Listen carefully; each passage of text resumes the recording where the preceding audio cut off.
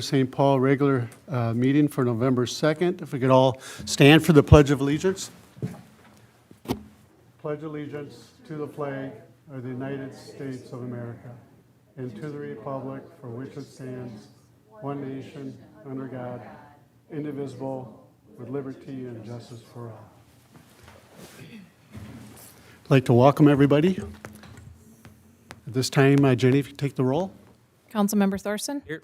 Councilmember Peterson? Here. Councilmember Wong? Here. Councilmember Cole? Here. Mayor Furlong? Here, quorum is present. This time, motion to adopt the agenda. So moved, Your Honor. Moved by Councilmember Peterson, Second. second by Councilmember Cole. Any discussion? If not, all those in favor signify by saying aye. Aye. Aye. Oppose? Motion carries. We have no presentations.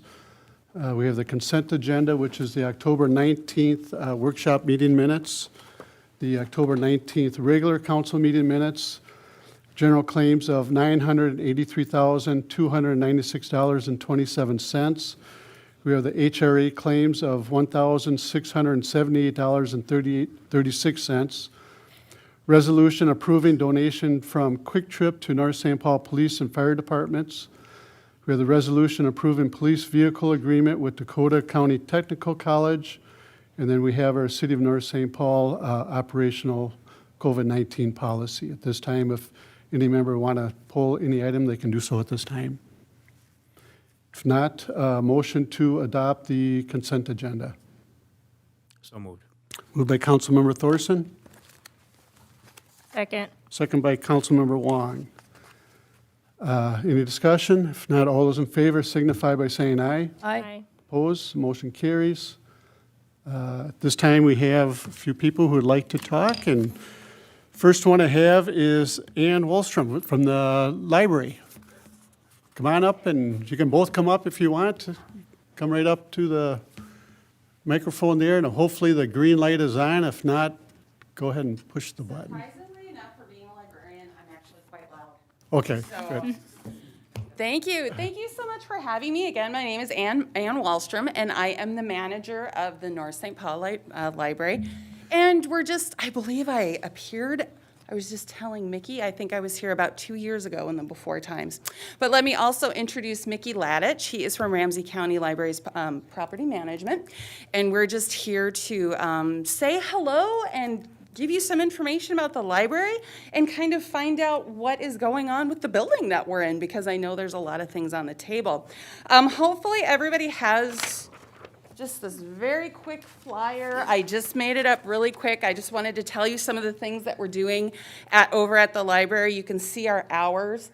One of the main things that we're doing right now that we're very excited about is in agreement with the Minnesota Parks and Trails, State Parks and Trails, and the Legacy Amendment.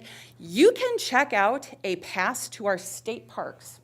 At the library, yes. Wow. We're the only library in Ramsey County who has these state park passes. There is one library in St. Paul Public Library, and there is one library in Hennepin County Libraries. So this is something really unique and special that we are giving the citizens of North St. Paul, and we're having people come from all over to check these out. We have 4 passes, and they're almost all the time. They're almost 2 of them at least are checked out.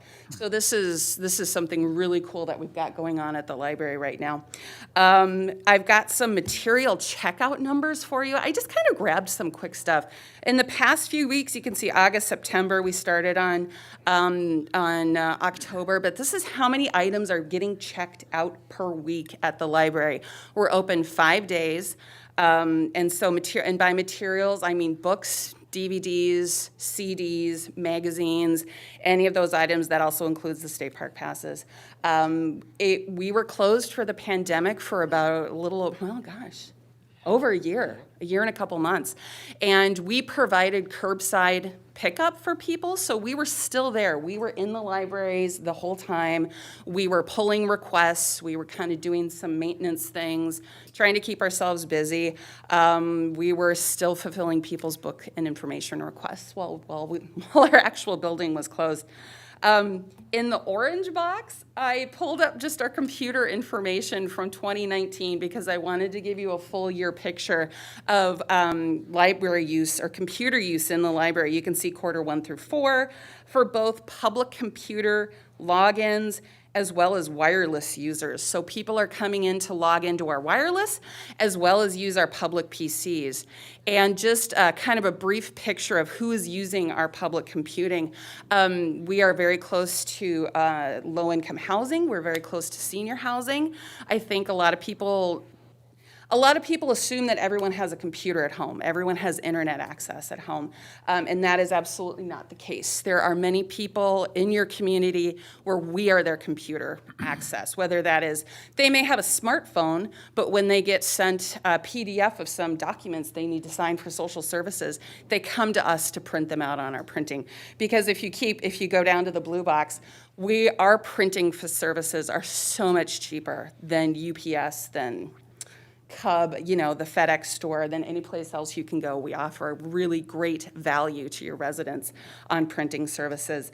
So we have tons of people using your, I can't tell you how many times I have filled out somebody's job application for them because their job that they're applying for does not require computer skills, but they have to fill out the application online. And they're like, I'm supposed to go to the internet? I mean, so there are a lot of people who are really getting a lot of use out of our computers at the public library.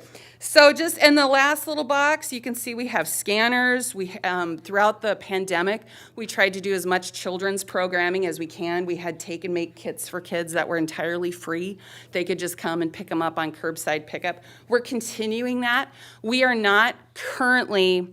in conjunction with Ramsey County Public Health, we are not scheduling in-person programming for children ages 11 and under.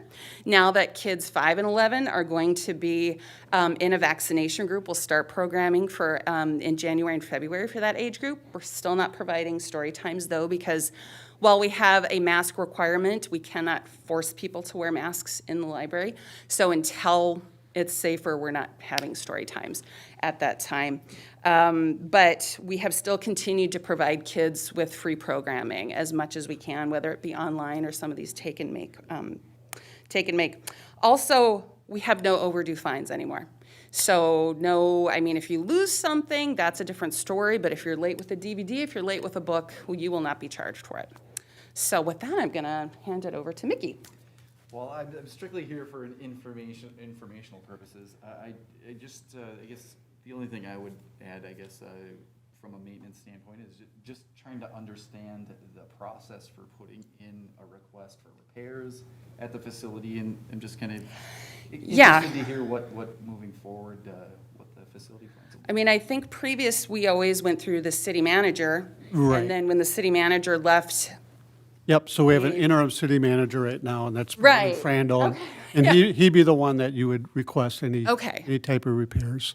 okay, I would love to get his information. Yep, We have had some things, reoccurring. Our doors have not, our lock was having issues. We have some paint.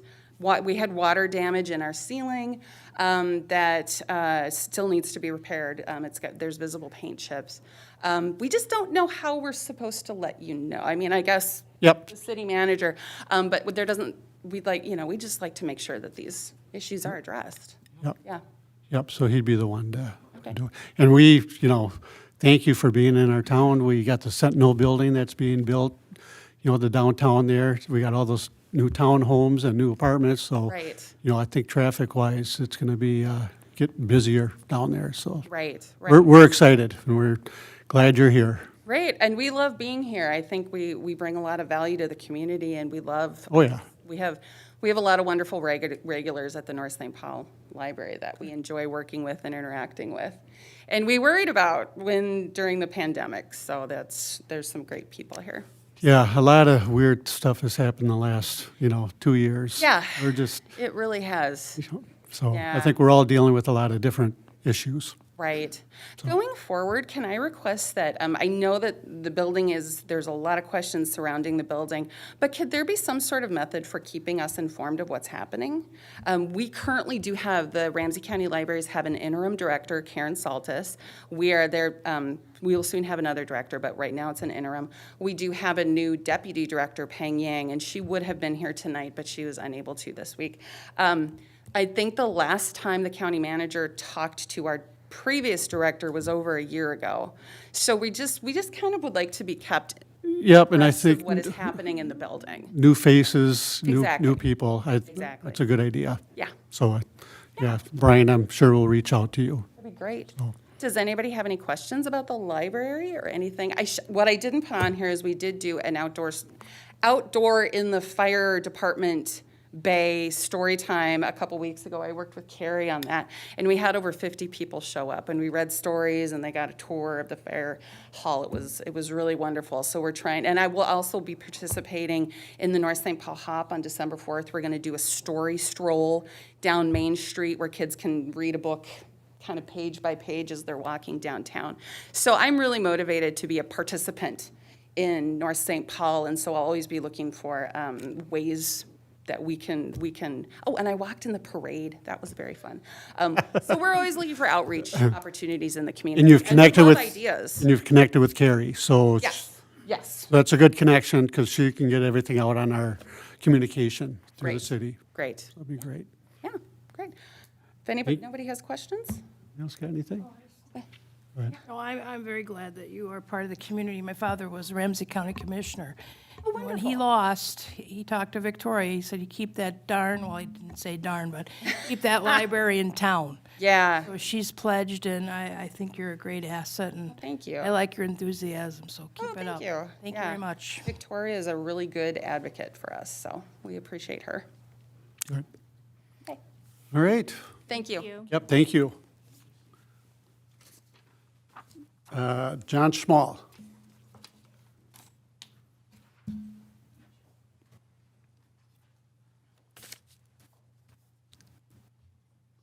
Welcome, John.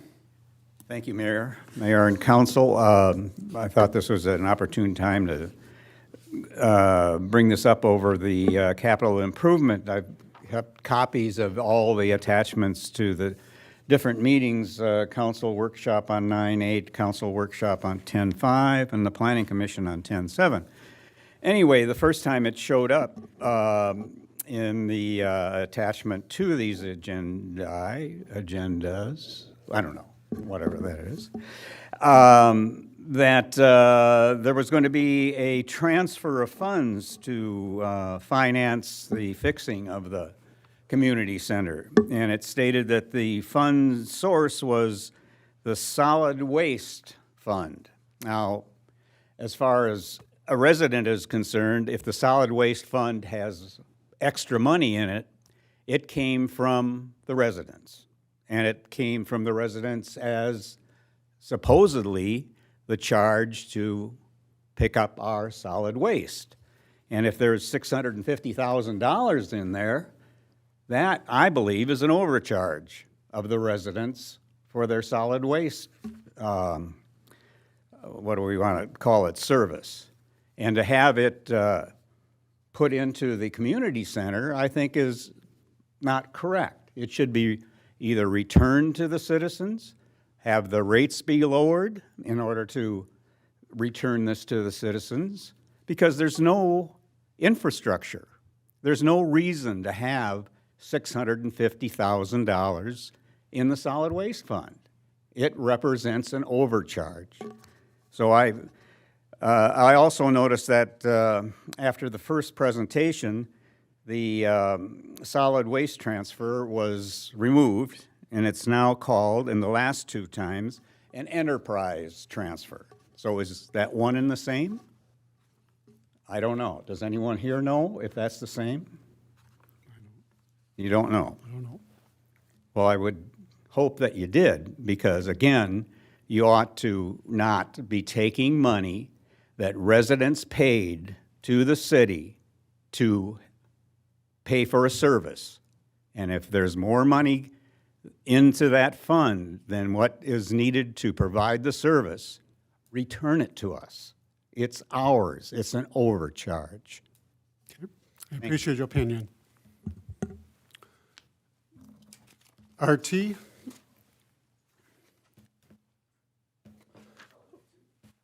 Welcome, RT.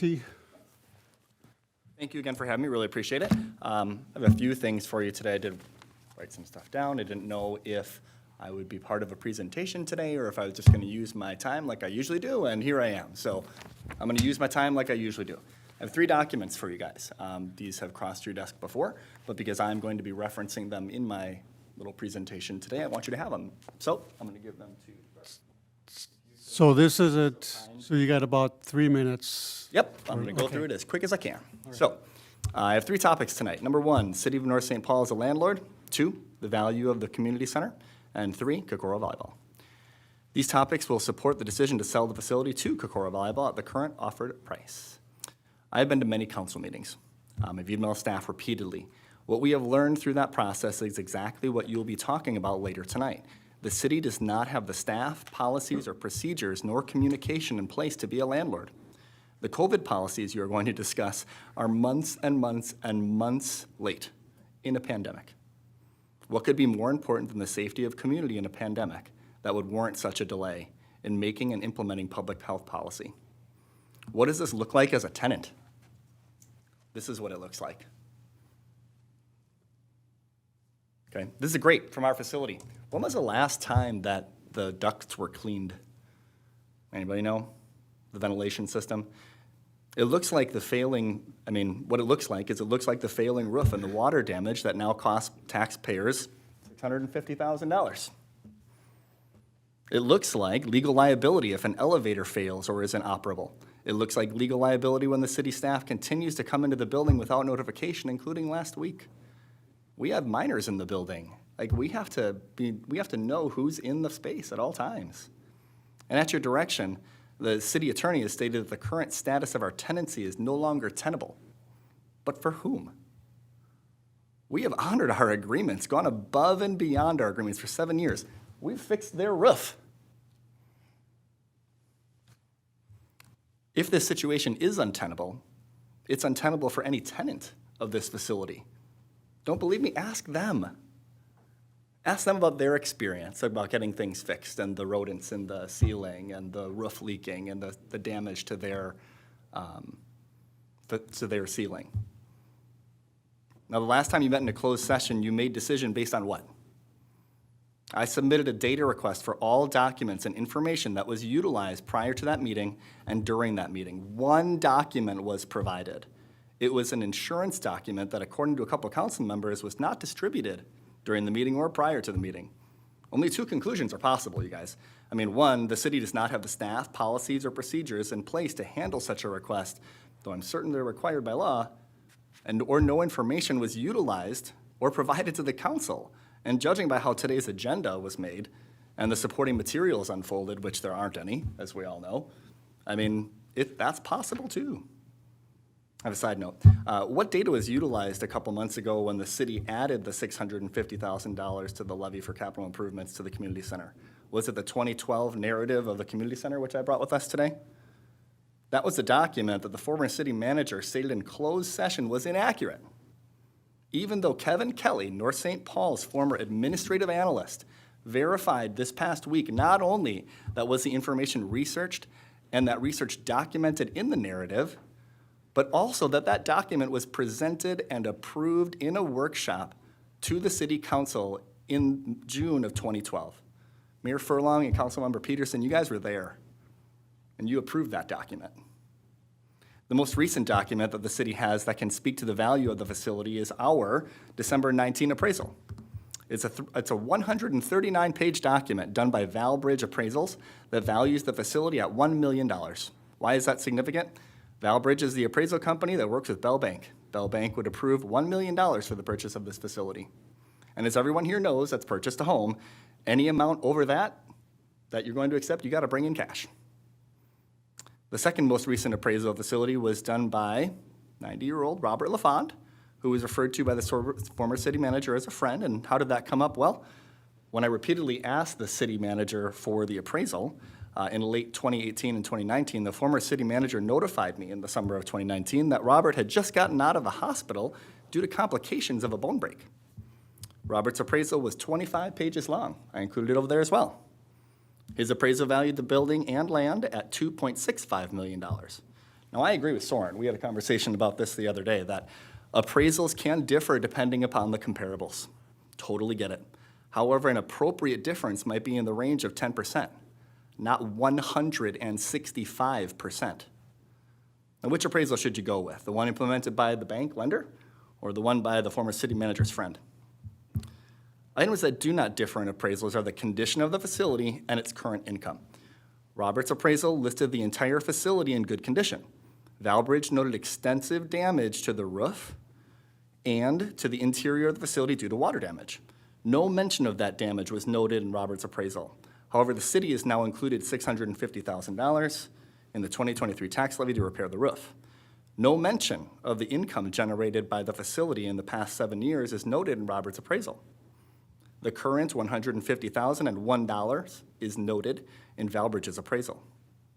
Now, once all speculation is set aside, because both appraisals speculate, I mean, that's what appraisals do, it's fine. But if we set that aside, the actual income of the facility minus the expenses noted in the narrative that was approved by the council over the past 8 years does in fact value the facility. And this is going to be the income minus the expenses and the capital improvement savings, with a net profit of $10,001, multiply that or divide that by your cap rate of 8.5%, it's $117,000. That's based on what you're actually getting for it. Now, I'll toss this to you. It's not signed. Oh, it is signed. No. How much is it worth? So I tossed the mayor of baseball, okay? Beckett's Baseball Guide says that if it were signed by Cecil Cooper, it'd be worth $100. Now, I'm a Brewers fan, went to Brewers growing up. I think I wrote the date on there. Might have been 83. I might have been 6 at the time or so. It's not signed by Cecil Cooper. I caught it at the Brewers game in 1983. It was a foul ball off his bat. What's it actually worth? Well, a beat-up baseball played against sports goes for about $1. That doesn't change what I think it's worth. But when I go to sell it, I might get $1 for it. A better idea would be to give it to my son, who can play baseball with it. Now, we're not asking you to give us the facility. We're asking you to sell the facility to us. By selling the facility, you will be able to dedicate your time and your resources to other necessary city functions. By selling the facility, you will be able to reduce the tax levy, if that's the way it's going to go anymore, by $650,000 and utilize the other funds to offset other city expenses and therefore, again, save taxpayers money. Possibly even move the library into a space that they would like a little more, that fits their current needs. I've seen some amazing things in libraries right now where they have digital printers and all of these additional resources for the community to use. That's awesome. That'd be great. And to have a building that is conducive to that, wonderful. Now, I'll reiterate. We bring 150,000 families into downtown every year. They are a captive audience for 1 to 2 hours. The median household income of club volleyball families is over $100,000. The median household income in North St. Paul is roughly $70,000. We employ 5 full-time staff members and between 50 and 60 part-time staff members. The services we offer for our families encompass physical, academic, and emotional health. We have brought 4 other businesses into North St. Paul, 3 of which will be ready to expand their services when space becomes available. We have given back to North St. Paul High School to the tune of $50,000 in the past 5 years, and the larger school and college community over $1 million since our opening in Minnesota. We give thousands of hours to local food banks. We are flexible, and we have displayed over and over again our care for the facility and our community of North St. Paul, which does include the expansion of the facility, while or after honoring the library's lease as approved by the council in 2003 or 2004. Now, the question shouldn't be, what price are we negotiating? The question should still be, how can we work with Kokoro to create a win-win for the businesses and families in our community?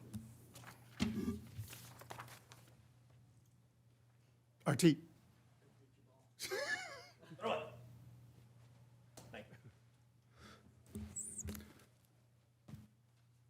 Okay. Is there anybody on Zoom that would? No one on Zoom. We have no public hearings, so at this time, city business action items and recommendations. It looks like just one topic for tonight is the community center discussion. And I just want to say, with the library being here, we want you here, if it's with us or with him. We're going to work that you stay here. If you want to expand with us, that's great also. So I'll turn it over to City Manager Frandl. Thank you, Mayor. We've been working with City Attorney Manick on this, and I think I'm going to turn it right over to him to start the discussion. Perfect. Thank you, Brian. Members of the council, as it relates to tonight, it is true, we do not have any materials to present to you tonight. It's more of a verbal update, but we will be seeking some guidance. As it relates to the back and forth, just by way of background, we have had documents exchange hands. They were back in spring. We did send Kokoro a lease. They countered with it. We sent a extensive letter explaining the city's position at that time, working with City Manager Dudek on why those suggested changes don't work. And from my perspective, other than the emails that RT has sent to the council, we have not had any back and forth things to submit that you haven't already seen. Since that time, we have met with RT and Jennifer to go over just the situation where we find ourselves. And from my perspective, there's two issues before the council tonight that we're seeking guidance on. The first is the proposed sale of the community center to Kokoro Volleyball. When we met, when Brian and I met with RT and Jennifer, they did present us a written kind of 3-sentence offer, which I'd typically call a letter of intent. It doesn't have many terms. But there were 3 terms that RT made clear to us. One, it would be $1 million, which he mentioned. It would be take the building in as-is condition, and it would seek and they want to buy the entire building, and they were asking for the removal or termination of the lease with the library. Now, you've seen emails since then, and RT has said, oh, but it's negotiable. So I suspect what that means is maybe the library gets to stay, but we don't know. What I think is important is the initial offer from Kokoro Volleyball is $1 million, building as is, and the library is vacated. So before you tonight, I think before we get into how do we want to handle the lease is, are we interested in selling the building? We've come to you before, we've discussed it, we've been in closed session. When we were done with those meetings, the majority of the council is not in favor of selling the building. You'll remember that we've received previous offers of, I believe, $150,000, $350,000, we're now at $1 million. One thing to keep in mind about that $1 million, and we talked about it with RT, and there's no disagreement on that we know that if the city cancels the lease with the library, there is a penalty. We haven't gone through and figured out what those numbers look like, but it's stiff. It's in the $500,000 or so range, maybe more. So that $1 million offer isn't million net to the city. So what we're looking for initially before we start talking about lease is the city's desire to, one, kind of globally sell the building. If there's a desire to do that and entertain negotiations, Brian and I need guidance on what that looks like, how it's structured, what we do with the library, what kind of numbers we're comfortable with. We can sit and argue appraisals all day. I personally do not believe that that building is worth $1 million. Part of the function when you value commercial real estate is, I agree with RT on this point of what you're getting for rents. But you have to look at what you're getting, whether what you're getting right now is a reasonable rent. And we can get into that later on, but candidly, when we discussed rents at the last time, I didn't hear any pushback on the fact that right now that building is worth between $8 and $10 a square foot, and that's not what you're getting right now. And that would go into the valuation of the building. So, and we can get into further deep dive on that, but I think the initial consideration here is the city looking to sell that building or not?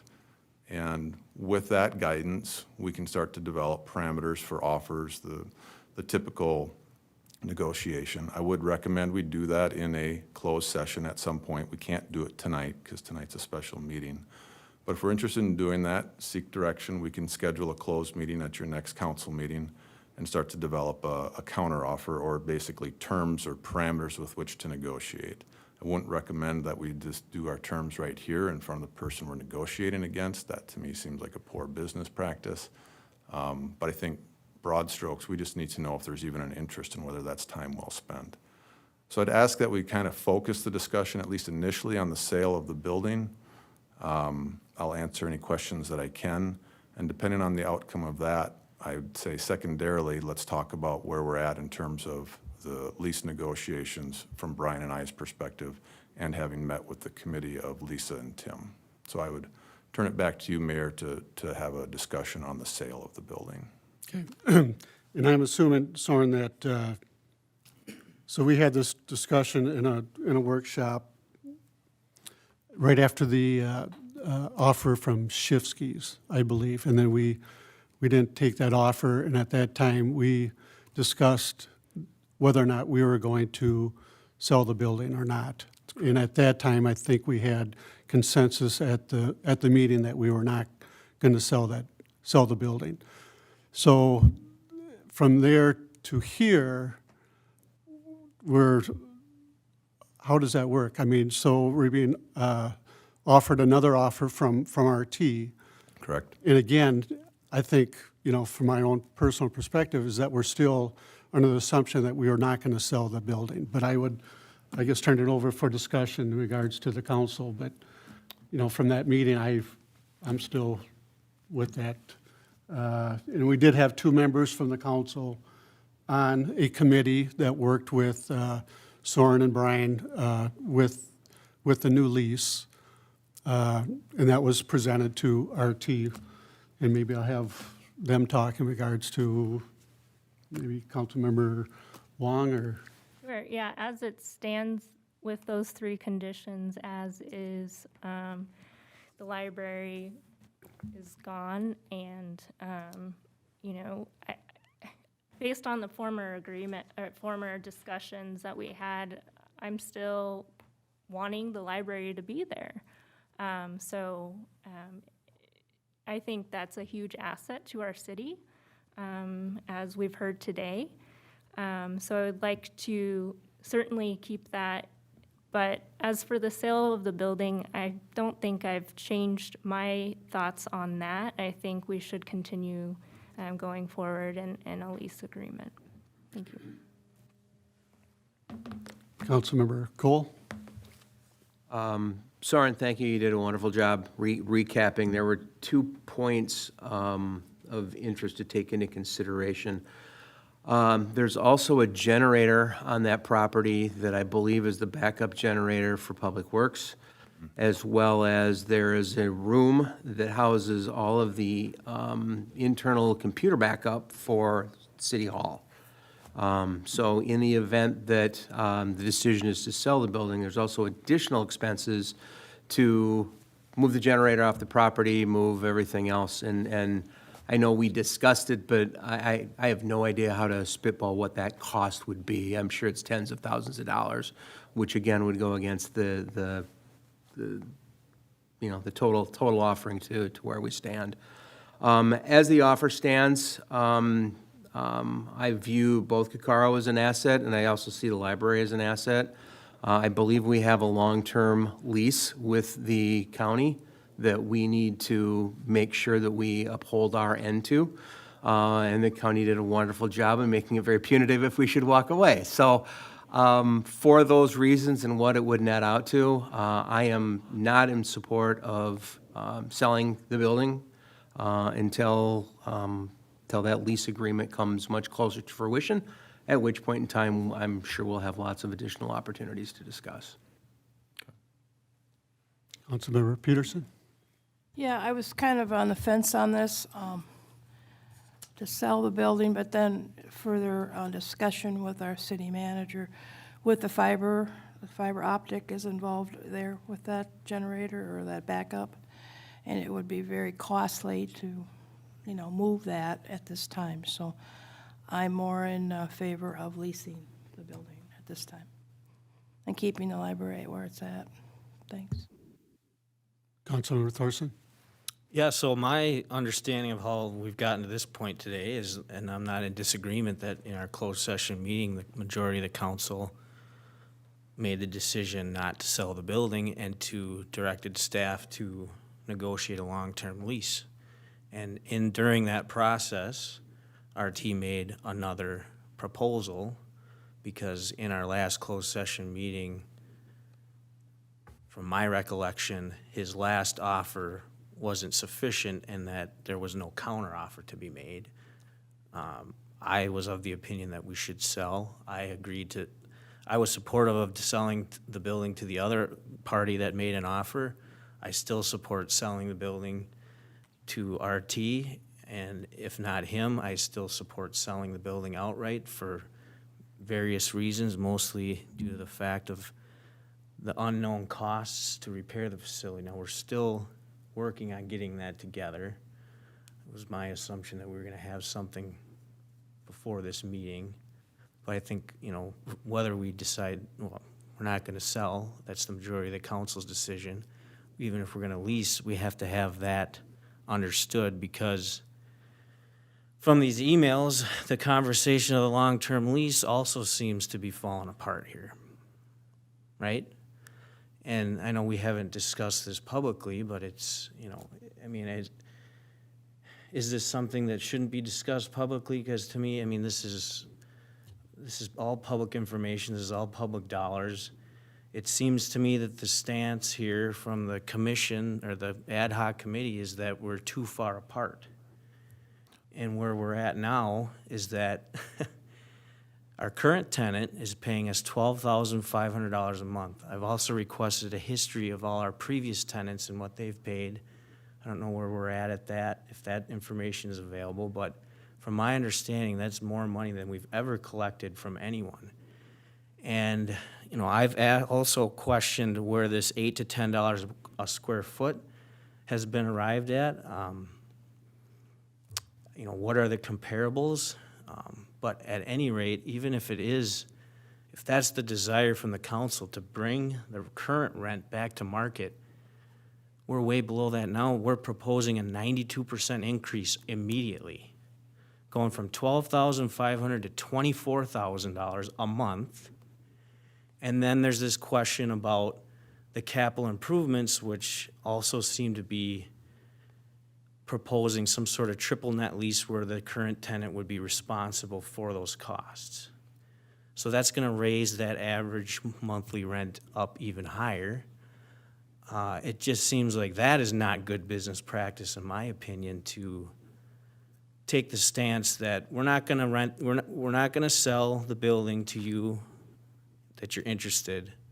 We're gonna engage in long-term lease, and they're on our terms, and that we're gonna double your rent, and then include capital improvement costs on top of that. That doesn't seem like it's a reasonable request of our current tenant. And to me, it seems like we're leaving him with no other option than to agree to vacate.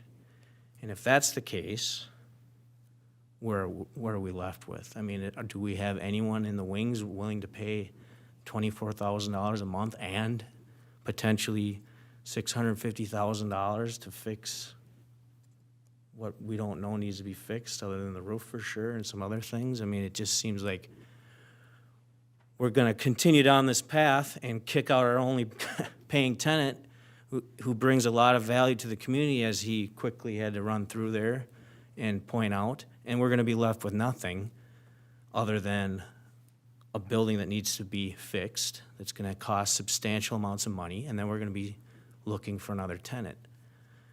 And I also don't agree what this seems like. It's this approach of it's one or the other.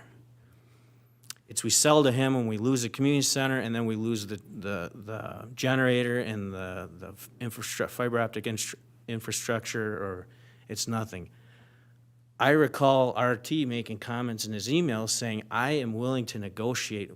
We want to work with the library. There's been we've had comments from a previous city manager that the library is looking for additional space. They want to expand. So maybe the library doesn't even want to be in that building. I don't know, we have not had that discussion with anyone at the library. So we should probably engage in that first, because if we're basing the decision on, we don't want to sell this facility because we want to lose the library, but the library is already looking to relocate anyway, where does that leave us?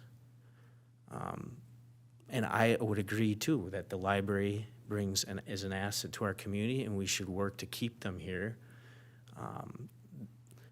The other aspect I think is being glassed over is that this facility has never paid property taxes from day one. If we sell the facility, that will begin to generate tax revenue to the city's portion, depending on whatever it's appraised at. From my estimates, between $10,000 and $15,000 or $16,000 a year, city portion, on a building valued at $1 million to $2 million. And you can look those up online for comparables. You don't have to hire an appraisal and pay thousands of dollars to do that. So, I think we have a lot of unanswered questions as far as what the intention and what the library would like from the city. We need to get concrete answers on what needs to be fixed and costs on that before we can engage down further on, before we slam the door on selling the building, and before we basically, in my opinion, kick the current tenant out by doubling his rent and then asking him to pay for all the repairs and maintenance that have been neglected for not just the last 5 and 10 years, but since this building was constructed. It's kind of disappointing to see us invest money in something like that and then just let it go to the point now where it's, huge major overhaul.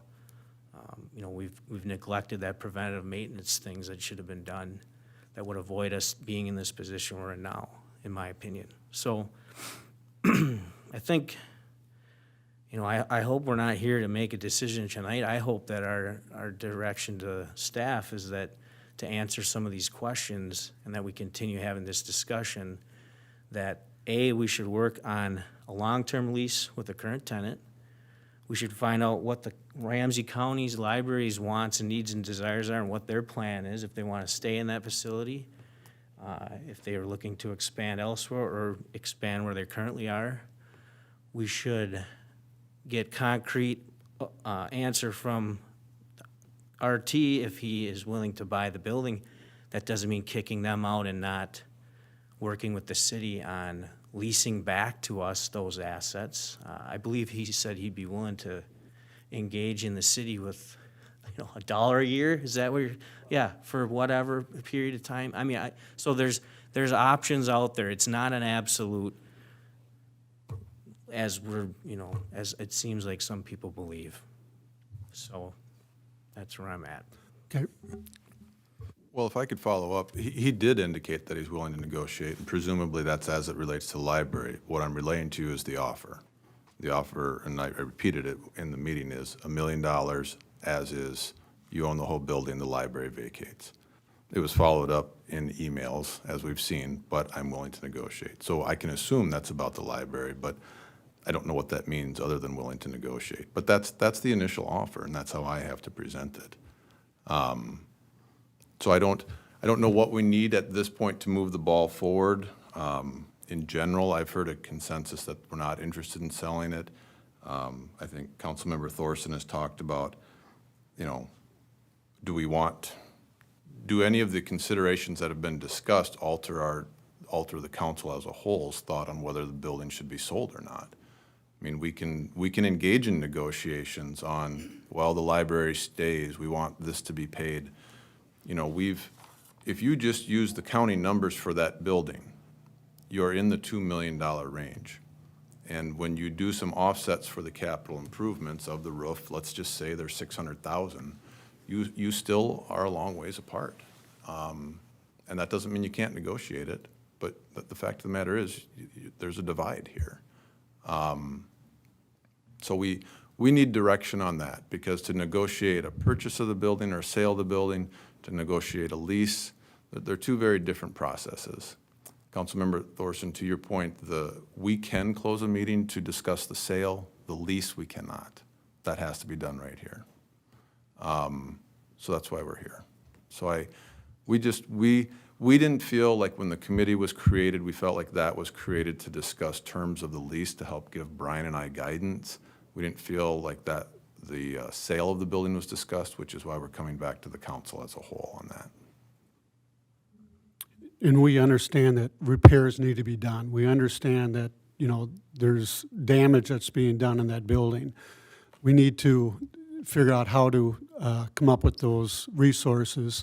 And one of the resources was, through one of our funds. And we stopped it because there probably is more, that's 650, there's probably more expense than that 650. To me, and I'll go back to the meeting back with the Shifskis, and it has nothing to do with RT, it has nothing to do with your Kokora, brings a huge asset to our community, but this is our asset. This is a building that we own, that we've owned for, I don't know how many years now? 91. Since 91. To me, I consider it like a park. This is something that brings value to our town. Right now, we haven't, and I'm not going to put blame on anybody, but this is not, the capital improvements should have been done, years ago. We should have been putting money away for it, but we didn't. But I don't want to put blame on anybody. But to me, if we can control it, it gives us the opportunity to work with the library. We know we're going to have a long-term relationship with them. What's happened in the downtown, it's a renaissance down there. I mean, we are going to have a town that's going to be really vibrant looking in the future. Having this building, either as a community center or as volleyball or what have you, we want control over it, because what happens 30 years from now, 40 years from now, or sooner, we might need a parking lot, we might need a park or whatever. I'm just looking at the future. I'm looking 20, 30 years down the road. Maybe it's, a huge library at one point. I don't know what that is, but at least we have control over it. That's why I want to be able to keep the building. And I don't know if we should vote on it as a council or. We're looking for direction, and so when we're questioned, why haven't we done this, what have we done, it's nice if we can refer to what the council has really explicitly told us to do. And if you want us to negotiate it, that's what we'll do. If you want to be done with the conversation on a purchase, it'd be nice to be told that in very explicit terms. Well, I definitely think that negotiation with Kokoro is still open. I mean, we just need to negotiate. We haven't really had a one-on-one. Lease or for sale? For a lease, Yeah. So for sale. Yeah, we're looking for. Oh, I'm sorry, did I say sale? Yes. Oh, I'm sorry, I meant lease. So that's what we're looking for direction on. The proposal's been submitted to us. It wanted an answer, I believe, by October 20th. It's here at November 2nd. So it'd be nice to say, look, we've brought this to the council. There's not an appetite to sell the building, or, by the way, we'll meet in closed session 2 weeks from now to discuss a counter proposal. So it'd be nice to convey that. RT's here, but certainly based on what you do, I'll follow it up with a 2-sentence letter matching his proposal. Well, I think that says it all right there, to have negotiation with the lease. Okay. So And it's then, there. do you want to? So we've received a offer Separate lease to from buy the sale. building. So I'm sorry, I just jumped in. Go ahead. We need to close topic 1 and open topic 2 if, That would help us. yes. So Soren's looking for guidance as to the direction of council to sell the building with the lease offer the way it is, or our appetite to sell the building, period. Right. We just want to know whether you want to engage in the traditional back and forth on sale, or, look, we've reviewed your offer, but we're not interested in making a counteroffer. I mean, if that's it, then what we can say is, you know, maybe it's as clean as if there's a simple motion that says, we reviewed RT's offer or Kokoro's offer, we're not interested in negotiating the sale of the building. Can we make that motion tonight? Yes. Do we have a motion for What's Horn said? not, There's a motion to not negotiate on the sale of the rec center. Correct, yes. that's the motion? That's the motion. There's so the motion is to recognize the offer that was made, but not to negotiate the sale of the building any further than where we are. Is there a second? Second. Second by Councilmember Wong. Any other discussion? If not, all those in favor signify by saying aye. Aye. Aye. Oppose? Hey, Motion carries. So Now in we'll my, negotiate with the lease now. And so we're on the lease. Brian and I have met with Kokoro and the representatives. As it stands right now, they are paying $12,500 a month, which is an annualized rent amount of $15,000. So, you know, from the city standpoint, we tried to negotiate a lease renewal, a short-term lease back last spring. I think there's been toing and froing on who's done what, who hasn't communicated this. I thought that when we met several weeks ago, we did a nice job of letting bygones be bygones and moving forward in a professional manner to see if a lease could be achieved. What we've done at a city level in the interim is typically when you rent commercial space, you look at it in terms of a base rent and then a CAM, and then there's a discussion on capital improvements. Because one of the discussions that we've been looking at is, look, is the $12,500 a month we're getting, is that market value? Is it subsidized? Is it a going rate? How is the city doing? It's a city resource, and so we feel at a staff level, we have to reasonably tell you what's a good rate. Now, what is confusing and what I think I'll ultimately try and do is just bring this back to a monthly number, because that's how we've been doing it. I don't think there's a lot of good records on how we initially came up with the 12.5. Loosely, my understanding is the hockey school was paying that or thereabouts, plus I believe some CAM. My understanding is at some point in time, Kokoro shared the space and some lease was split, and when the hockey school left, I believe Kokoro, in loose terms, took over that lease. Now, I say loose terms because one of the things RT, in quoting me, said that this agreement is not tenable. I stand by those words. I don't think as a owner of a commercial building that has a tenant with minors in there exercising, it is appropriate to not have a definitive lease in writing. The current situation is not tenable.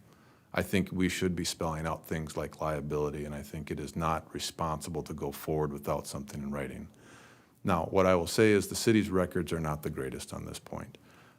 In my review, if there is something in writing, then I need to come back off my stance here, but I have not found anything in writing. And if there is, I'll certainly take a look at it. But I do think, as the owner of the building, you need a lease in writing for the activities that are taking place. I stand by that all day long. It isn't tenable. So with that in mind, we met. We talked to RT. The current rent is $150 a year, as we've indicated. What we looked at is other commercial spaces. I can certainly go through some of those. And what we're seeing is a base rent of square footage at anywhere from the $4 to $6 a square foot for base rent. So we chose to, for purposes of initiating the discussion, use $4 for a square foot for base rent. You then have something that's called CAM, which is basically your operating expenses. And generally speaking, what you do is you take a look at what your building costs a year in terms of operating expenses, and you spread those out amongst your tenants based on a square footage percentage basis. When we looked at that, we thought the CAM was going to be anywhere from $4 to $5 a square foot. So again, using the conservative amount, you're at $4 a square foot. What we do know is going to be different come 2022 is the county, because of RT's tenancy, has taken the position that we need to start, that taxes need to be paid. The estimate on that is $60,000 for next year. That is not something you have had to pay in the past, but that is going to come due in '22. Roughly speaking, that's about $2 a square foot. So how did we come up with our numbers? We said, look, if we take a conservative amount on the base rent of $4 a square foot, a conservative amount on the CAM, which is $4 a square foot, we know normally property taxes would be in your CAM, but here we know exactly what they're going to be, or very close, that's 60. We'll just call that out as $2 a square. That puts you at $10 a square foot. They are renting, and these are rough numbers, this is not an accurate number, but they are renting approximately 28,000 square feet. They aren't actually renting that much, but for purposes of easy math, that puts it at about $280,000 on an annualized basis. You divide that up, you're somewhere between $23,000 and $24,000 a month. So that was the nature. Brian and I worked on a letter. Brian sent RT a letter and said, look, we'd like to meet. We need to get this going. We do think that we need a lease in writing. And we do think that the rent, just so you know, should be at $24 a square, $24,000 a month. We know that's a steep increase. We laid out our numbers for RT. And candidly, I didn't hear any pushback. What I heard RT say was, look, we've been doing our due diligence too. We know we're in a weird situation here, or they're at least out looking. And the numbers I quoted him of $8 to $10 a square foot didn't surprise him. I didn't hear anything other than, yeah, that sounds about like what the market is. That's what I heard. So I don't think what we're asking for is necessarily unreasonable. It does indicate a steep step up, and I'll grant you that. RT laid out his case saying, look, you know, it doesn't really matter what the market from our standpoint brings. It's a what his business can sustain. That's, and you know, commercial leases tend to just be dollars and cents. Does it make sense for both parties? And from his standpoint, there's 3 courts in that building. Their business model suggests that each court, they can spend about $50,000 on each court, which means they can sustain the $150,000 a year, which is what they're currently paying. They can maybe move that number up by $5,000 a court, which would move it to $165,000. So in rough numbers, when we sat there talking about it, before we got to any capital improvements, and that's one of the things I take issue with on the recent emails was calling it a recap and start to introduce capital improvements. We did not discuss how those would be amortized or how that would be paid. I don't think that was part of the discussion.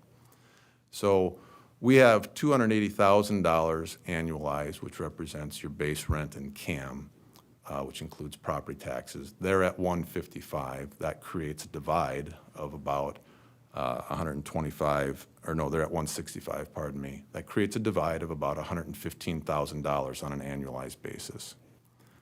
So there was no, you know, their counter was $115,000, sort of lightly, if you will. We're at $280,000. There's a divide.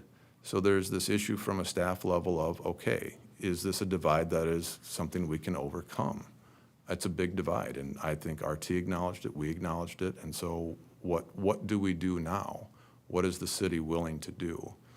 I think one thing that from a committee standpoint, guidance from the committee and Brian and I discussing is one of the initial, I will say, stumbling blocks, and understandably so, was the city wanted a short-term lease, less than a year or about a year, something in that range.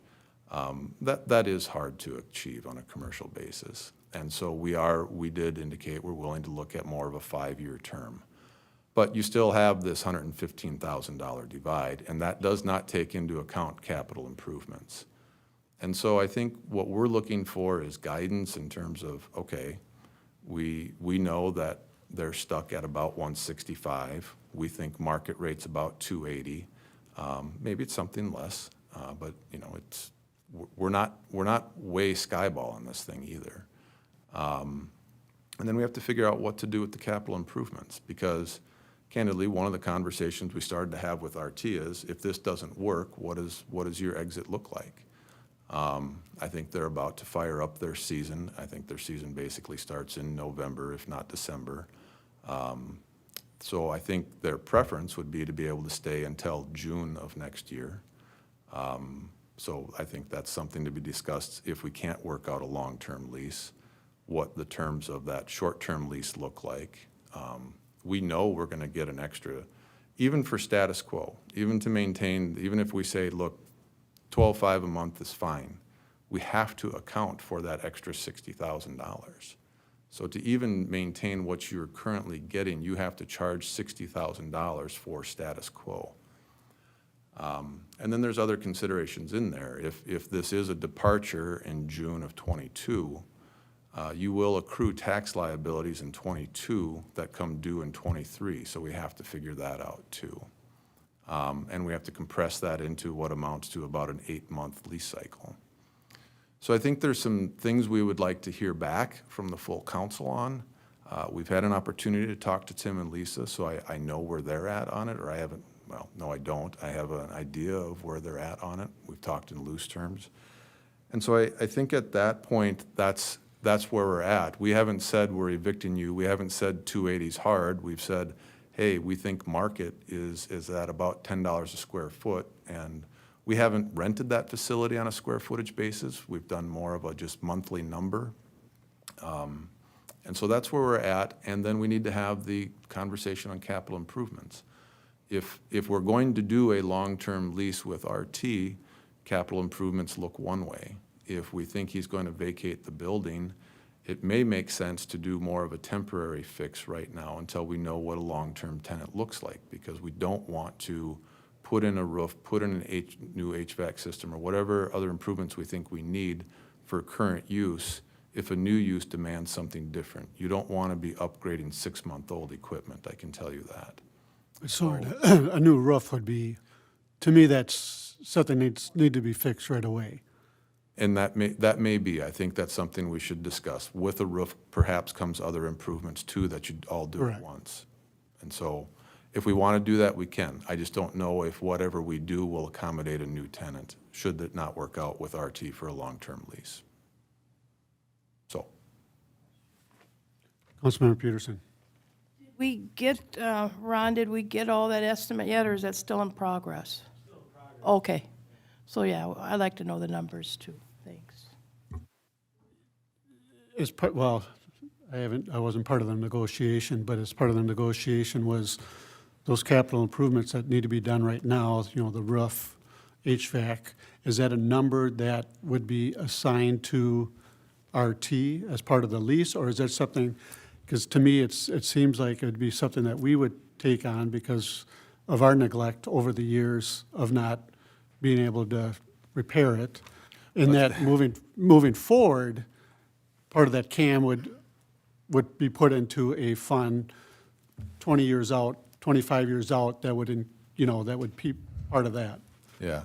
Well, I think if the city ate the capital improvements, that'd be music to RT's ears. The CAM is not meant to be capital improvements. CAM is snow blowing. Maintenance. It's maintenance. Yes. And so even that $4 a square foot is an estimate. So the way you traditionally do it is you take a look at what you spent in 2020, and in 21, that becomes your new CAM based on a square footage basis. And at the end of the year, once you get all of your bills, which usually happens January, February, you do a true-up. And so if they paid $4 a square foot, but all the maintenance expenses come back and it really should have been $350, tenant gets a rebate. If it really should have been $450, they owe extra. It isn't a cycle that into capital improvements. The way we traditionally handle capital improvements is, and the number that's been kicked around on this roof issue, I will say, all-inclusive, is anywhere from the $500,000 to $600,000, maybe $650,000. What I've seen is you take a look at the lifespan of that improvement. You say, okay, that should have a lifespan of 20 years. As the landlord, you front those expenses, you put it in, you pay it, and at that point, you look to recoup those expenses over the lifespan of 20 years. So you amortize it. You take the 600, divide it over 20 years, and whatever the tenant's percentage use of that facility is, that's what they're responsible for. But it's based over 20 years. Part of the numbers that RT was using was a payback, I believe, of over 5 years. I've never seen that done, and we certainly didn't discuss it. And so whether you have that tenant locked down for the full 20 or not is immaterial to them. You're amortizing it over their lease term. You're amortizing it over the payback time of 20 years, and to the extent you have a tenant for 5, If they extend, well, then the capital improvement continues. If they don't, the new tenant absorbs that. So that's how I've traditionally seen it. I haven't seen someone just say, we'll eat the capital improvements. And I certainly don't see it as having the CAM reimburse you, because the CAM is a dollar for dollar. There's no overages on that.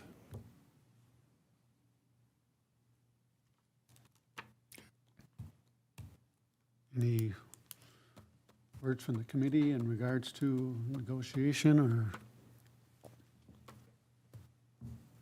Because I think we almost have to go into negotiate with RT in regards to what we have in front of us. Because I don't think he has been able to, or we haven't countered. No, we've sent out a letter saying we think that rent's about the 280 to tease the issue, to put it out there. And we had, I think, a fruitful discussion, although we didn't come to any conclusions. They laid out why. I think basically the premise is, look, we think those courts are worth about 50 grand a piece to us. We could maybe do 55. I think they also mentioned that they've already set their tuition or, fees that the girls will be paying for volleyball this fall. So, they've factored in rent to what they're charging. Whether that's a consideration for the city or not, I'll leave up to the council. So we kind of left it as, we've got this divide. We probably need to talk to the council about it and then get some direction. Councilmember Cole? Yeah, when Councilmember Wong and myself started working with city attorney and city manager on this, and met with RT, the goal was to come up with swift resolution to what seemed like a circular conversation. We would move forward, we would move back, we would move sideways, and we could never get to an agreement. And one of the things that I heard loud and clear was, we're in North St. Paul, we would like to remain in North St. Paul, we would like a long-term lease. And I think Councilmember Wong and I were of agreement that we offer something in the, 5 to 8 year lease, but it also needs to be positioned properly so that it is at fair market value, not at a potential discounted rate, that the city recoup what now will become $60,000 plus a year in taxes, which the city wasn't, looking to pay for that. So it threw a couple of things in there, and I guess I'm of the mindset now that we've made the decision not to move forward with the sale of the building, that we draw swift resolution to the negotiation process that we currently have. Would love to have Kokura Volleyball in North St. Paul for the next 5+ years in a lease format. But it's, what does that look like? What does fair market value look like? Which I believe we have laid out, and from the guidance that I've received back from you, from the conversation that the two of you have had with RT, is that there was a bit of a head nod going on that, yeah, your numbers aren't too far off of what it would cost us should we leave. It's more along the line of, there might not be enough space. If we're going to move forward and we have to assess it by, what the value of a court brings. So I would love to, by next council meeting, have either a counter proposal or something from the two of you and RT to bring forward from a negotiation standpoint. That be one of 3 things: a long-term lease that you're comfortable with, a short-term lease that would get Kokura through their volleyball season, because it's not my intent to disrupt where everything is right now, but that lease needs to encompass the recovery of what I would consider an estimated $90,000 in county taxes would need to be brought into the fold, because that's the expense the city would be left with. Or 3, if we can't come to a decision, we'll have to look for an exit strategy by the first of the year.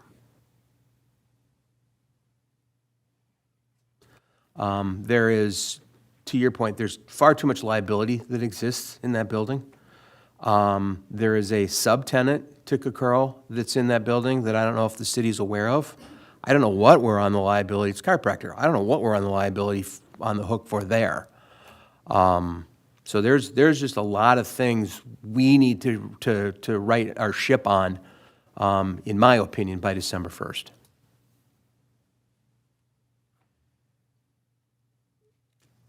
Anybody else? Councilmember Thorson? Do we know what the annual utilities costs are for that facility? We can guesstimate. Okay, quick clarification. Why would that be a guesstimate at this point? Well, what I have is an electricity average of 42,889. I have a gas average of 12,247. Okay. How about average repairs and maintenance costs over the last 5 years? I don't have Or those. annual, okay. How about some of these CAM charges, snow removal? Again, we don't have firm numbers on that, one, because we haven't ever kept track of CAM. That isn't how we've done the lease. Okay. How about lawn care? That- Again, a lot of those are done by Public Works, so we haven't kept records on it. There's a discussion about whether we should be outsourcing those instead of using Public Works. We haven't gone down that road. What we have done is run some estimates of if we outsourced it, what it would start to look like from a cost. Because in common practice too, and I'm aware of it, some of my clients, they lease a building and they're also responsible to pay for snow removal and lawn care on their own, even though, so. But I guess my point is, we've owned this building since 1991. Yep. We don't have a firm grasp on these annual costs. Now, we've never, ever came anywhere close to collecting what we're calling market rate now with any previous tenants. We've exhausted the idea to sell the building. Now we're gonna go into leasing, but it's to negotiate a lease. There's been an initial proposal. It's been run through the current tenant, and we're being told we're too far apart. And so, I So guess again, my- this lease started with Kokora through the hockey school, That's, from what I can tell from the record, yes. and we don't have anything since then. There's been no increases in rent, there's been nothing. Not that I'm You know, aware. that's been 7 years. So we never negotiated a lease with Kokora. It was Kokora and the hockey school. I'm not aware of a separate document. And Councilmember Thorson, when I say we're too far apart, to be clear about my comments on that, because I feel like there's a lot of, he said this happened here. When you're talking about doubling someone's rent, I think that is a big step. I don't take that with a grain of salt. With that said, we are a long ways apart. And so we are looking for guidance on how to close the gap or if there's an interest in closing the gap. I didn't say we're killing the negotiations. I said we need guidance on how to close the gap. So I guess what my question is for the council, what is your idea here of what a long-term lease looks like and what a short-term lease looks like? And then are we comfortable if nothing can be reached that we have an exit strategy put in place by the first of the year? Well, I think What part does of, that exactly mean? What is that, what specifically does an exit strategy mean by the first of the year? Because I interpret that as saying, sorry, we can't reach an agreement, you need to vacate by the first. Am I wrong? And well, that's kind of what if they can't reach an agreement, they need to reach an agreement in order to move forward. If they cannot reach an agreement, I don't think they can move forward. So that's the exit, is kind of what I'm taking from Councilmember Cole. well, and that's why I just want clarification. It's, we want to continue to engage in lease negotiations. We want to explore a long-term lease, a short-term lease, and if neither can be met, that he's asked to vacate at the first of January 1st, 2022. Am I understanding that correctly? Yes, that's the way I laid it out. We can't move forward any longer without a lease from a liability and insurance standpoint. Okay. I just don't understand how we can negotiate a lease with the tenant and have all these unanswered questions about what our current costs are. I guess is one concern. It was discussed that, now there's this concern of a liability over a chiropractor being there. I mean, I thought that was common knowledge that's been discussed. I mean, it's been advertised that they're in there. There's a yoga studio in there as well. I mean, and I know RT, you're back there, raising your hand. I don't know if that's appropriate can I ask RT to come up and make comment on this stuff, or is this just, I think what we're looking at here is pretty clear and obvious that we want to continue to negotiate with you, but I'm just concerned that, we're gonna take this hard stance that we need market rate now, and if you're not gonna do that, then you're out of here. I mean, I think that's just a horrible approach and a bad business. And from what I'm hearing, I'm not hearing that. That's what we're at. We're not gonna, that's part of the negotiation. We're here at we came up with a number, and RT came up with a number. Now they need to negotiate and try to get in between, or wherever it is. I don't know where that's gonna fall, but the negotiation has to be between RT and our city attorney.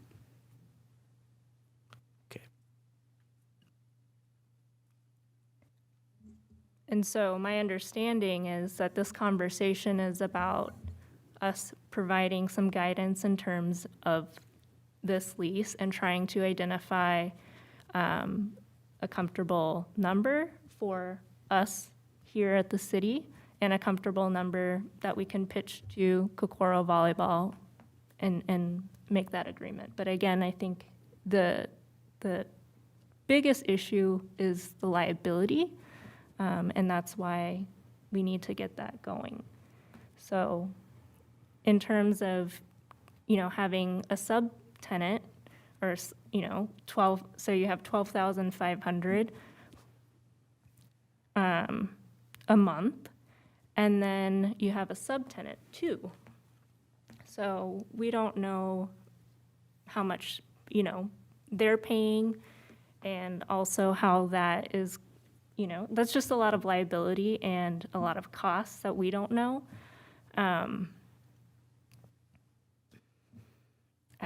I would like that sublet, if there is going to be that sublet be in there as well, explicitly.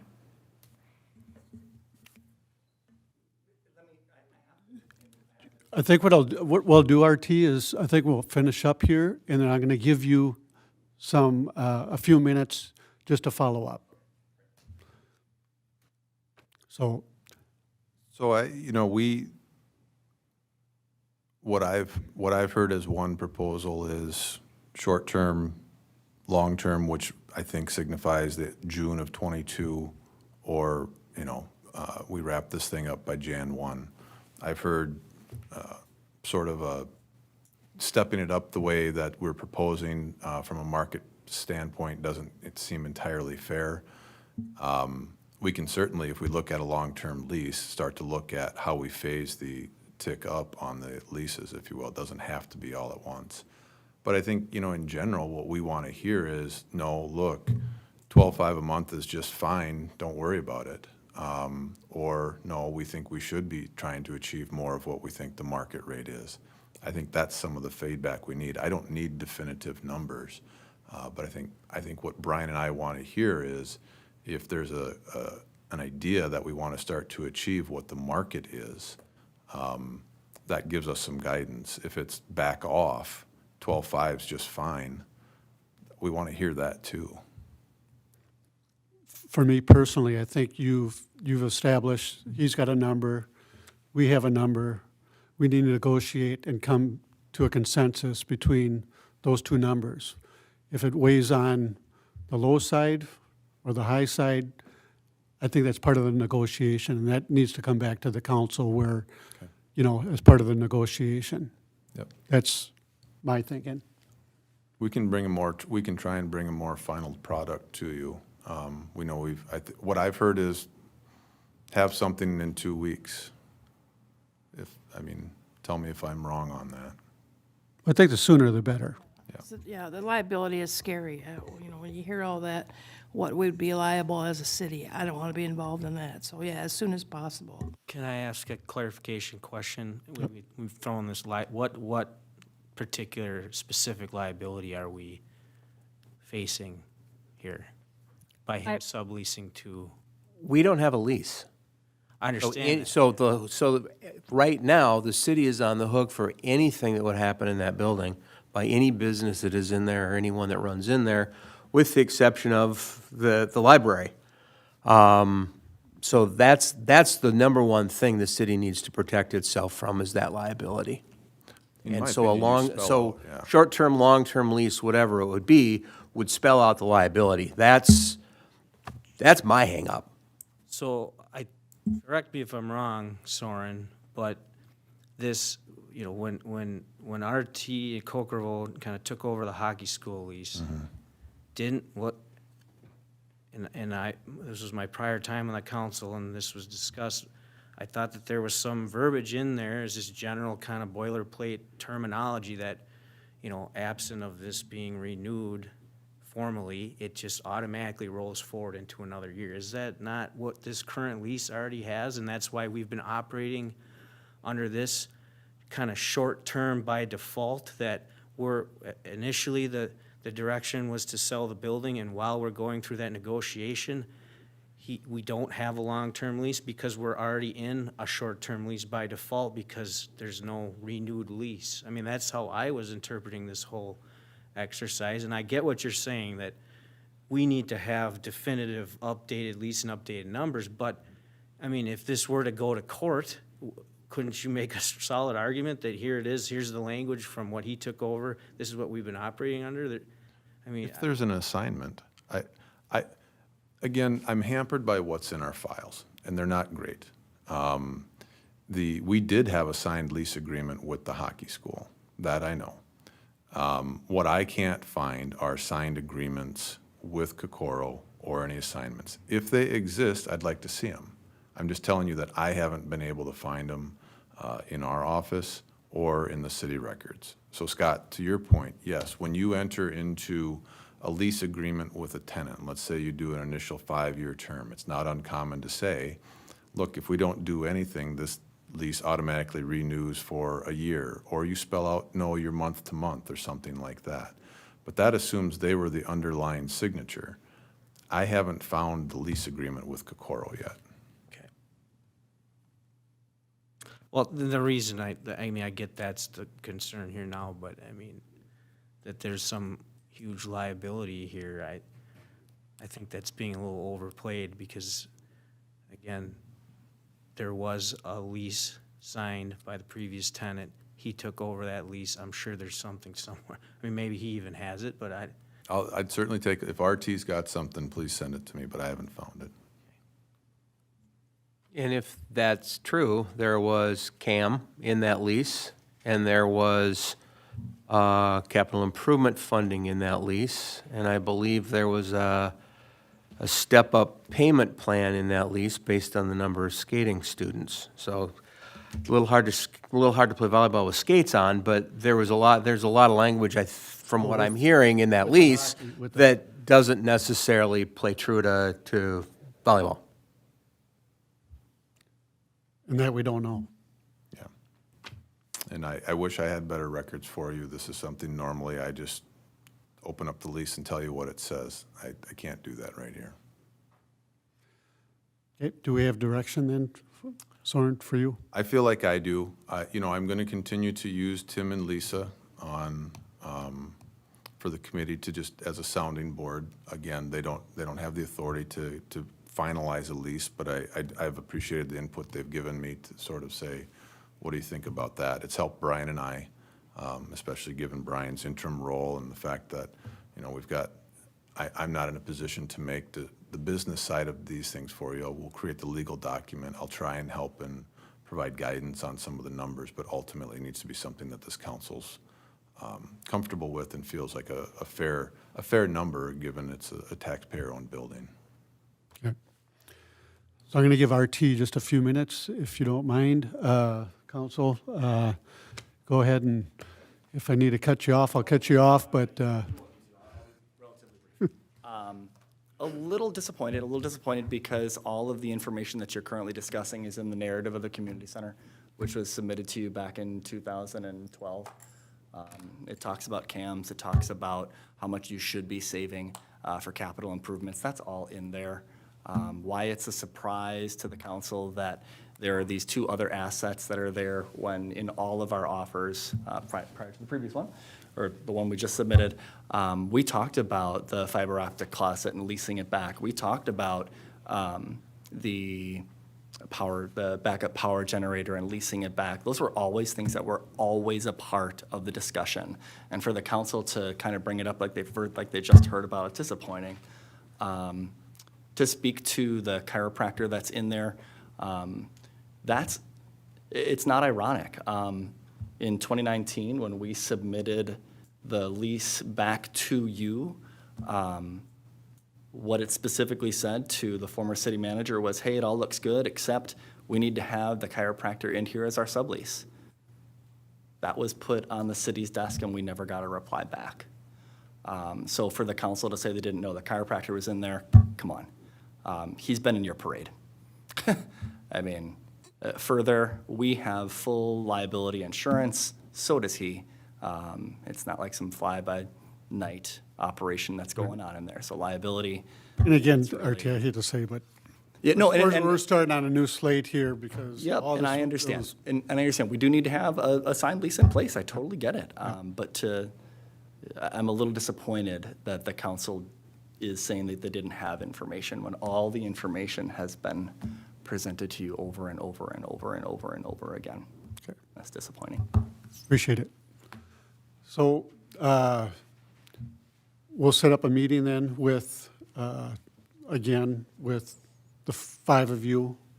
Yep, so we will be in contact with RT tomorrow to get his availability, and we'll try and set something up.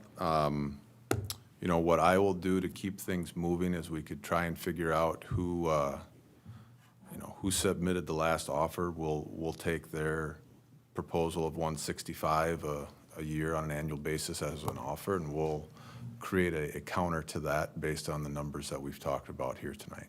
And Okay. from there. All right, thank you. City Manager Frandl, anything else on city business? Nothing else on city business, no. Any reports? So they did pour all of the concrete on 7th Avenue in front of the Sentinel Building. They have a few more things on the punch list, but things are looking pretty good right now with their list. And So what do they have to do out in front? The asphalt, is that, that will be green space. that's what? That will be green space, was my understanding, as it is across the street from there as well. The parking part, is that done? The concrete is done. The concrete's done. It's been striped yet, though, it's my understanding, correct? It's not been striped. Okay. Good. We're getting closer. We're on borrowed weather time right now. Anything else? That's it, thank you. If not, reports of council commissions, committees, Councilmember Cole. We had our last Park and Rec meeting last week. I want to thank Finance Director Winnick for attending and making a phenomenal presentation. A lot of the conversation was around the Park Dedication Fund. What does that look like? What does that balance look like? How can it be spent? We recognize that that funding is different from the other funding that's in there as far as it cannot be spent for any park improvement. It is what it says. It's either for a new park dedication or new, new areas within a park, additional things like that. That helped close part of the loop with the Park and Rec. We're also moving forward with WSB in finalizing the park improvement plan. We're hoping to see rough draft sometime this month. We would like to, fingers crossed, we'd love to have something in hand before the next meeting so that we can review it and be in front of council early 2022 to be able to present, the direction and the purpose and the vision and the mission and everything else that goes along with it. Next Park and Rec meeting is November 17th. It's a change of date due to the Thanksgiving holiday, otherwise it would fall the day before Thanksgiving. So it's the 17th, 6:30 up in Sandberg Room, so all public is welcome to attend. Next meeting for the EDA is the 9th at 3 o'clock, so it's next Tuesday up here, same thing, in the Sandberg Room. And that's all I've got for now. Councilmember Wong. The Arts and Culture Commission has been meeting regularly, and they've been going to different commission meetings to introduce themselves and kind of gather some more information on how other commissions would like to see the arts and culture contribute to the city and how they can collaborate. As for the planning, and they'll be meeting tomorrow at the Sandberg Room. As for the Planning Commission, our next meeting has been canceled, but the previous meetings have been around the sign ordinance, and so staff has drafted a plan to complete the process of the review of the sign ordinance over the next 6 months or so. And that's all I have. And I'll defer to you for more information. Councilmember Peterson. I just have a couple. The 19th Avenue Student House built is going very well. They've got some really good weather ahead of them. I want to put a shout out to Burwald's who donated the block. That might have helped a little bit on the construction. And the kids showed up the last couple of days. They haven't had school. They just want to build a house. So I think that's really remarkable. I mean, they could be off doing other things and they're building this house. So that shows that they're very dedicated, and we're lucky to have them. Tom's very, very pleased. So that's all I have. Councilmember Thorson.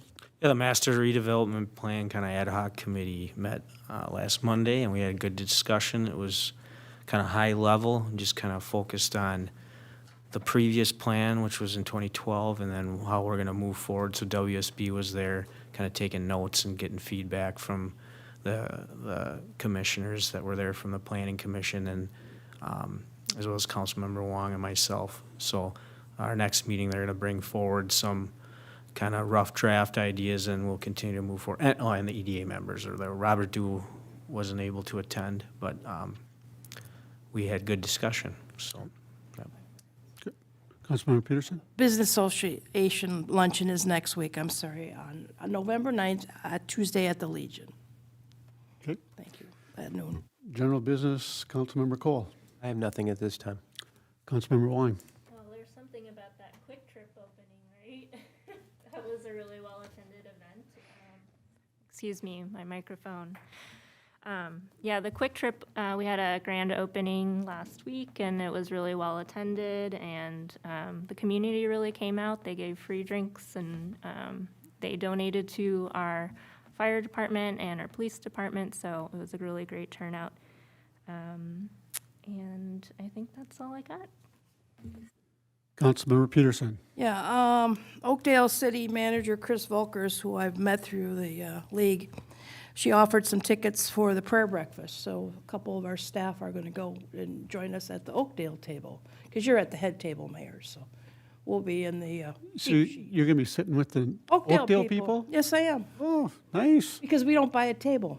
Oh, So she had some extra tickets, so I asked these nice fellow council people, but they were busy, so I went with the police chief and the fire chief, and Jenny's going to join us, good. so, You get to hear my little speech. infamous speech. The same one for the last few years. I'm sure it'll be wonderful. Same one. No, It will not be kidding. the same one. I'm kidding. Yes, the Quick Trip ribbon cutting was wonderful. That's always a positive thing when you can bring a business in, and boy, do they have a good business plan. Very impressive. And all those people know a mission statement. I thought I was good with the Scouts, with the Girl Scouts, but they all got up and did that mission statement, and they all knew the words, so I was pretty impressed with that. The pumpkin drop is over there by the museum, the Girl Scout Museum, Scout Museum. So you can recycle your pumpkins, which is a win-win for a farmer that gets the proceeds of the gutted out pumpkin. So do that. I don't know how long it goes for, probably the end of the week? Till Friday, okay. Thank you, Ronnie. Polar hockey, I'm involved in a welcome Polar Pride event over, it will be at the Legion on November 19th at 3 o'clock.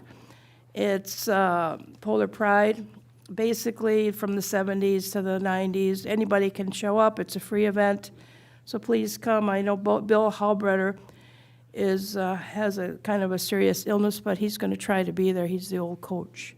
And as long as we don't have a hockey team, it would be kind of nice to kind of reminisce about the good old days. So all my kids played hockey, and Councilmember Thorson played hockey. And so if you're in attendance, I mean, if you're able to come, that would be really great. And that's all I have. Thank you. Councilmember Thorson. I just want to thank members of the Ramsey County for attending the meeting tonight and thank RT for coming as well. And that we've got city manager interviews coming up here Wednesday, November 10th and Thursday, November 18th. So. I just want to say again, the Quick Trip, it was there was over 100 people, I think, in that. There wasn't a spot in that parking lot that you could park. And I did talk to Don, the owner of Quick Trip, and he's 87 years old. Still goes to work every day, suit and tie. Just a real humble guy. Also, the Veterans Day next week, November 11th, at Veterans Park at 11 a.m. They'll have the taps, the volley of the firing of the volley, and a little prayer on November 11th at 11 a.m. at Veterans Park. Prayer breakfast also next Wednesday, as Candy mentioned. All veterans are free for that day. Starts at 7 o'clock in the morning, and if you want to come, if you're a veteran, you can come for free. And that's all I have. So at this time, motion to adjourn. So moved. Moved by Councilmember Peterson, Second. second by Councilmember Cole. Any discussion? If not, all those in favor signify by saying aye. Aye. Aye. Opposed? Motion carries. We are adjourned.